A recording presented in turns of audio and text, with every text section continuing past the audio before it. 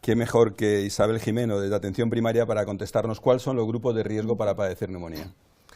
Bueno, desde Atención Primaria, primero vamos a tener clarísimo que somos los que teóricamente vemos más pacientes, porque vemos todos, vemos los pacientes que son cardiológicos, que acabáis viendo vosotros, vemos los pacientes que acaban viendo ellos, con neumología vemos todo.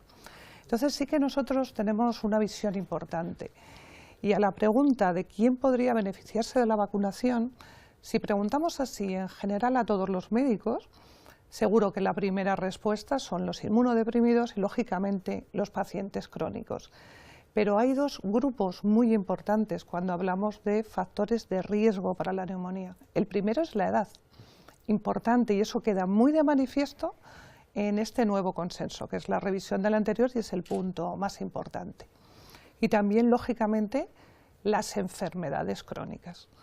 Y la edad no es solo porque cuanto más años tenemos, como comentaba Fernando, vamos teniendo más patologías y más morbilidades, sino también porque nuestra inmunidad se va haciendo también más mayor.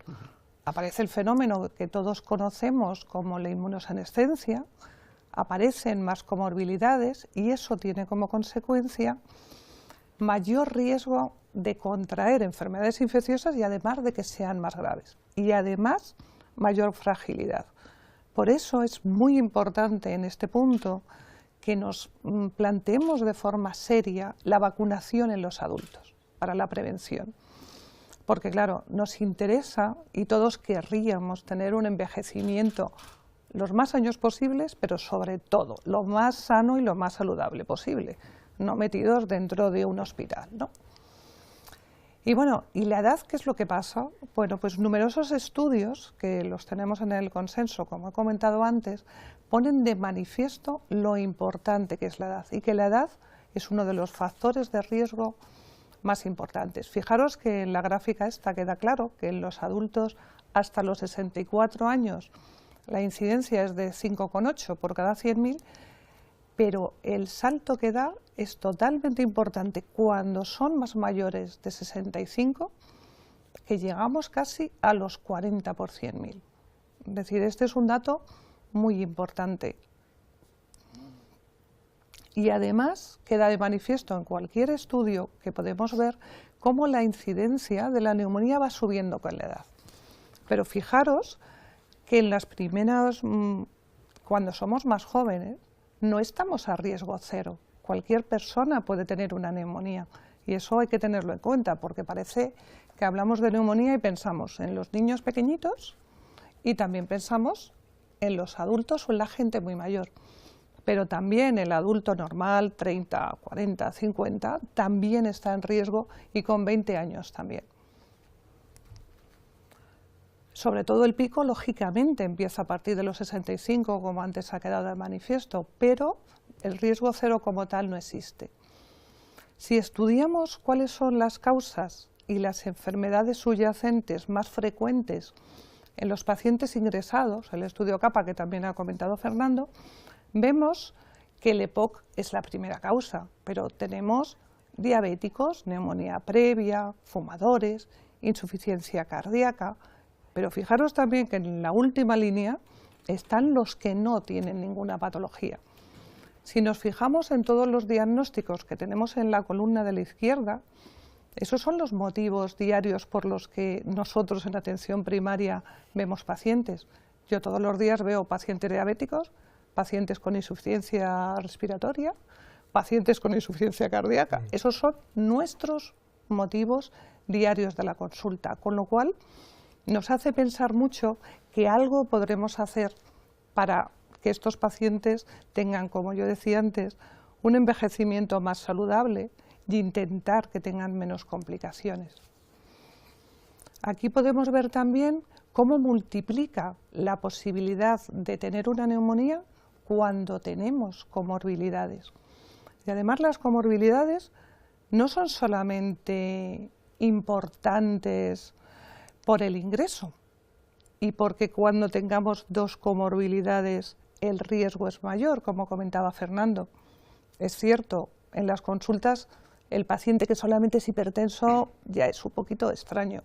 A partir de los 70 y de los 50 y tantos, ya dicen los estudios, las comorbilidades van empezando a aparecer. Pero además del riesgo de ingreso y el riesgo de la mortalidad, como han comentado antes, es importante pensar en esto, el empeoramiento de su enfermedad basal. El empeoramiento, por ejemplo, en un paciente diabético. Un paciente diabético que ingresa por una neumonía, la posibilidad de empeoramiento de su enfermedad basal se cataloga en casi un 10%. Yo comentaba antes que los pacientes diabéticos cuando ingresan, cuando vuelven a la consulta, su diabetes está totalmente descontrolada. Hay que volver a empezar. Tardamos meses en volver a la situación de la que veníamos, si es que volvemos, o nos quedamos, si no, donde estamos. Y eso es muy importante para la calidad de vida de nuestros pacientes. Importante también es comentar que en las enfermedades, pues como muy relevantes, el EPOC, que los vemos, la disminución de la calidad de vida que tienen estos pacientes como su factor de riesgo es importantísimo. Diabéticos, insuficiencia cardíaca. Hasta aquí hemos estado repasando y viendo, en resumen, que los factores de riesgo para tener una neumonía hemos hablado de la edad y de estas comorbilidades. Pero aquí no se nos tiene que olvidar todo un grueso de pacientes que son los pacientes inmunodeprimidos que vemos todos los días en nuestras consultas. Vemos pacientes que están con tratamientos con artritis reumatoide, pacientes con enfermedad de Crohn, pacientes que están pendientes de un trasplante o que se lo han hecho, pacientes pendientes de tratamiento de quimioterapia. Es decir, ahí tenemos un grueso muy importante y a veces muy olvidado, porque a veces un paciente con artritis reumatoide se te olvida que es un paciente inmunodeprimido, y yo creo que eso es una cosa importante que debemos tener muy en cuenta y no olvidar. Y luego las complicaciones cardíacas, que nos vais a comentar luego vosotros más, que para eso estamos aquí, de la neumonía neumocócica, el cómo aparecen, el cómo el riesgo de tener eventos cardiovasculares en los pacientes que están ingresados por una neumonía llega casi a un 30%. Con lo cual, en resumen, y para no alargarnos muchos más, ¿a quién recomendaríamos la vacuna frente al neumococo? ¿Cuáles son los factores de riesgo importantes? El primero, la edad, mayor de 65.